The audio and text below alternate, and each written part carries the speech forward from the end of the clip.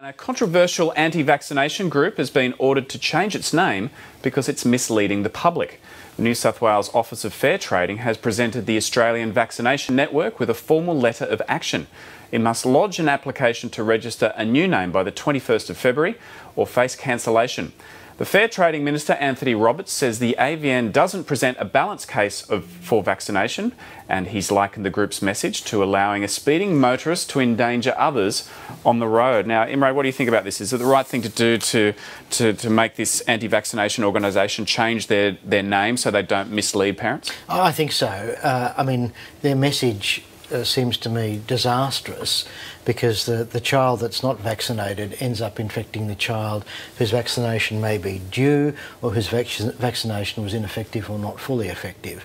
So anything we can do to at least make sure that they are who they claim to be or seem to be, rather than some sort of information group on the issue generally. Good luck to Anthony Roberts, the Minister.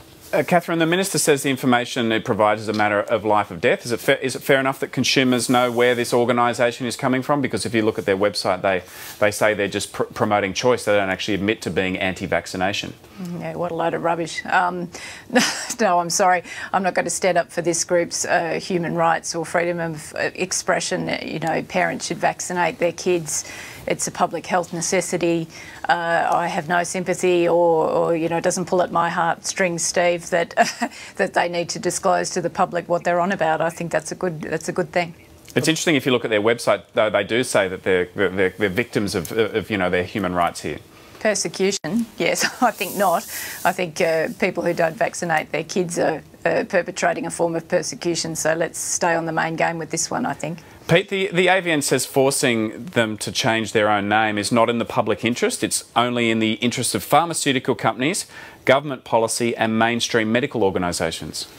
Look, taking the specific issue of vaccination aside, I don't know about fair trading starting to move into politics. You can just imagine them calling in Labor's not Labor anymore, bringing fair trading. There's no Liberals left in the Liberal Party.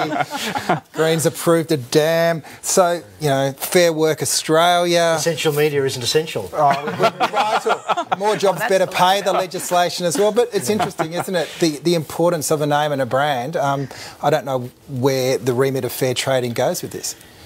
Well, it would come down to the fact that this would be they're raising funds, a community. Yeah, they're raising funds, and also I guess it's about misleading the public on public health issues that are a matter of life or death. You'll recall the last hit out of fair trading in this space was the lobby group that helped to re-elect Craig Thompson on the Central Coast, and they certainly had the power to... What were they called? Yeah, they had, it wasn't around their name, but it was about where the funds were going. So they do regulate organisations that raise funds.